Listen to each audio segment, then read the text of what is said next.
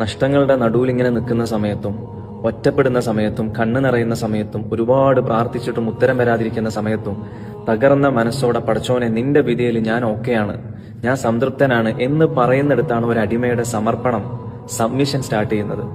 അതാണ് ഇബ്രാഹിം നബി അലൈഹി സ്വലാത്തു വസ്സലാം നമുക്ക് പഠിപ്പിച്ചു തന്ന ഇസ്ലാം. പടച്ചോൻ നമ്മളെടുത്ത് നിന്ന് ഡിമാൻഡ് ചെയ്യുന്ന എന്താണെന്നറിയോ? നമ്മുടെ അറിവോ പൈസയോ പദവിയോ ഒന്നുമല്ല, നമ്മുടെ സറണ്ടറാണ്, സബ്മിഷനാണ്. ഇബ്രാഹിം നബിയെ പോലെ പൂർണ്ണമായിട്ടുള്ള കീഴടങ്ങലാണ്.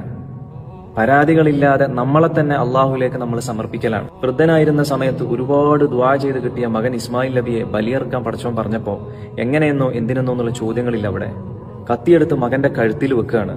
പടച്ചോൻ പറഞ്ഞതിന് മുന്നിൽ തന്റെ യുക്തിക്കൊരു ലേശം പോലും വില കൊടുക്കാതെ, പ്രസക്തി കൊടുക്കാതെ ഇബ്രാഹിം നബി സറണ്ടർ ആവാണ്, സബ്മിഷൻ ചെയ്യാണ്.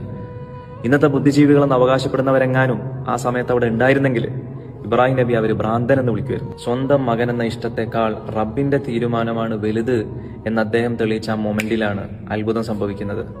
തന്റെ അടിമയുടെ അപാരമായ സമർപ്പണം, അപാരമായ സബ്മിഷൻ കണ്ട റബ്ബ് ആ കത്തിയുടെ മൂർച്ച കളയാണ്. പകരം സ്വർഗത്തിൽ നിന്ന് ഒരു ആട്ടിൻകുട്ടിയെ ബലിയർക്കാൻ നൽകുകയാണ്. ഇനിയിപ്പോൾ ഇതൊക്കെ കേൾക്കുമ്പം സ്വയം ബുദ്ധിജീവികളെന്ന് വിശ്വസിക്കുന്നവർ മായാവി കഥയെന്നോ ബാലരമ കഥയെന്നൊക്കെ പറഞ്ഞ് പരിഹസിച്ച് തള്ളിക്കളഞ്ഞേക്കും.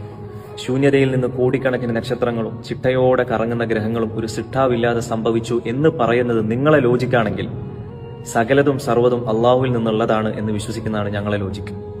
നിങ്ങളെ യുക്തി അവസാനിക്കുന്നിടത്താണ് ഒരു മുഅ്മിനിന്റെ വിശ്വാസം തുടങ്ങുന്നത്. ശരിയായ വിശ്വാസികൾ ഒരിക്കലും തന്റെ റബ്ബിനോട് പരാതിപ്പെടുന്നവരായിരിക്കില്ല.